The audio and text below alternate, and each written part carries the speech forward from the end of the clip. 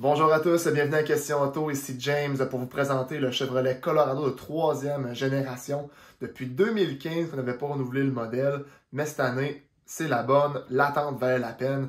On a un camion qui va être plus long, plus large, avec des meilleurs angles d'attaque, nouvel extérieur, nouvel intérieur et tout ça sur un nouveau châssis. On va avoir plusieurs versions aussi pour tous, c'est-à-dire le travailleur. On va avoir une version aussi Z71 pour la route, un Trail Boss pour du hors-route, disons, léger. Et aussi, ce qu'on aime à Question Auto, du gros hors-route, une version ZR2.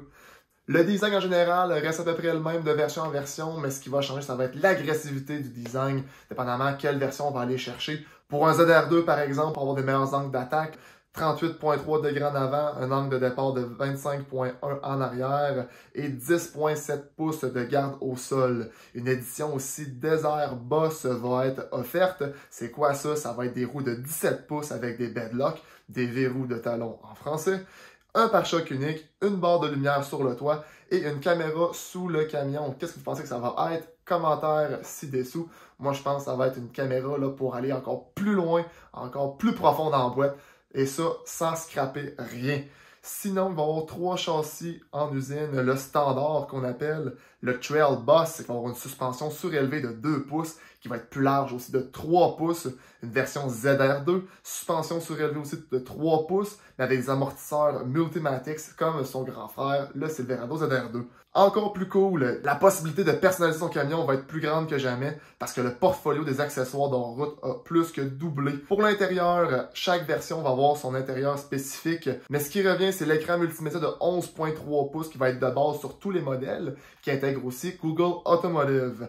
Un écran de tableau de bord aussi de 8 pouces. Pour ce qui est de motopropulseur, bye bye le V6 et le diesel. Désolé pour ceux qui aimaient ça. Mais le 2.7 vient compenser le tout parce que, attention, attachez votre tuque. Le moins puissant va être 237 chevaux et 259 livres-pieds de couple.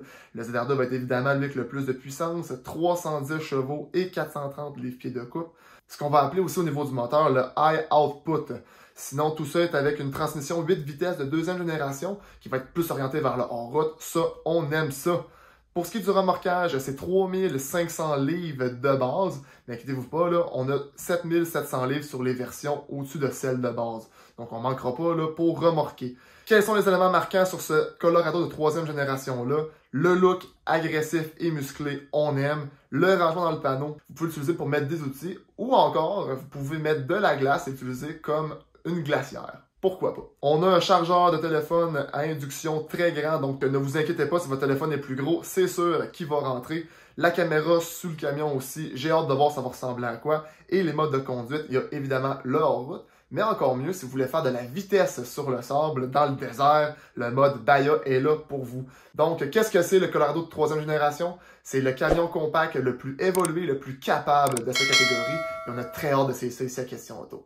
Qu'est-ce que vous en pensez? Question, commentaire en bas ci-dessous, un pouce en l'air et on s'abonne. À la prochaine!